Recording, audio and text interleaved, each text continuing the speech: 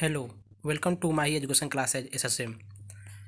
दोस्तों, आज मैं क्लास 10th के सोशल साइंस से हिस्ट्री के कुछ प्रश्न के साथ आया हूं, जो मैट्रिक के एग्ज़ाम के लिए बहुत ही यूजफुल है। तो चलिए वीडियो को स्टार्ट करते हैं।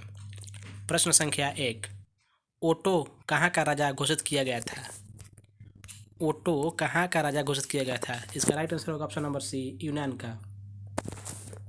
नेक्स्ट प्रश्न,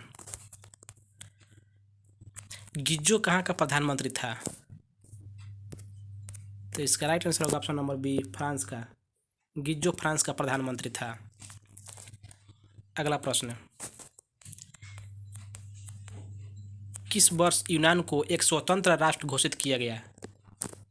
किस वर्ष यूनान को एक स्वतंत्र राष्ट्र घोषित किया गया? तो इसका राइट आंसर होगा ऑप्शन नंबर ए, 1832 को। प्रश्न संख्या 4, काउंट काबूर की मृत्यु किस वर्ष हुई? तो काउंट काबूर की मृत्यु 1862 ईस्वी में हुई। अगला प्रश्न, प्रश्न संख्या 5, वियना सम्मेलन का अध्यक्ष कौन था? तो वियना सम्मेलन का अध्यक्ष मेटरनिख था। Option number D. अगला प्रश्न, वियना किस देश की राजधानी है? तो वियना ऑस्ट्रिया की राजधानी है।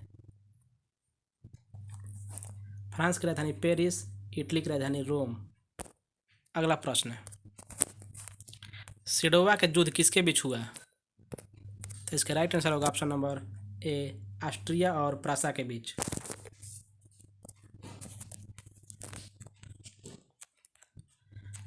हंगरी की राजधानी कहाँ है?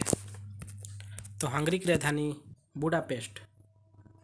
तुर्की की राजधानी अंकारा है। अगला प्रश्न,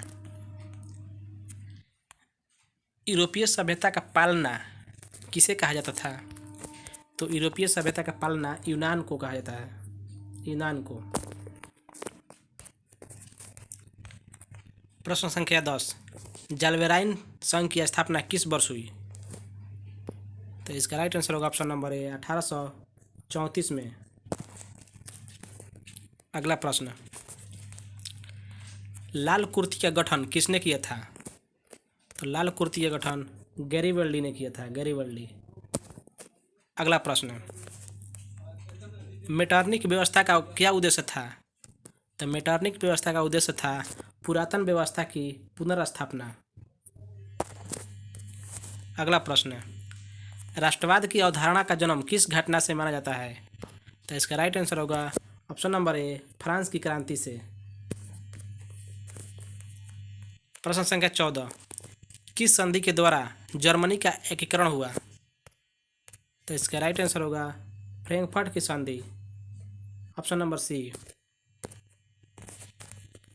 नेक्स्ट प्रश्न, एड्रियानोपुल की संधि किस वर्ष हुई? तो एड्रियानोपुल की संधि 1829 में। अगला प्रश्न, गस्टिन की संधि किस वर्ष हुई? तो गस्टिन की संधि 1865 में। नेपोलियन संहिता किस वर्ष लागू हुआ? प्रश्न संख्या 17, नेपोलियन संहिता किस वर्ष लागू हुआ? तो 1804 में नेपोलियन संहिता लागू हुआ। अगला प्रश्न, प्रश्न संख्या 18, क्रीमिया का युद्ध कब हुआ था? क्रीमिया का युद्ध कब हुआ था? तो इसका राइट आंसर होगा ऑप्शन नंबर ए, 1854 ईस्वी में। अगला प्रश्न, सीडन का युद्ध किसके बीच हुआ? तो सीडन का युद्ध फ्रांस और प्रासा के बीच। Option number A is the right answer. अगला प्रश्न, प्रश्न संख्या 20, जर्मनी का एकीकरण कब हुआ? तो जर्मनी का एकीकरण सन 1871 ईस्वी में। Option number B is the right answer. तो आज के लिए इतना ही। Thanks for watching.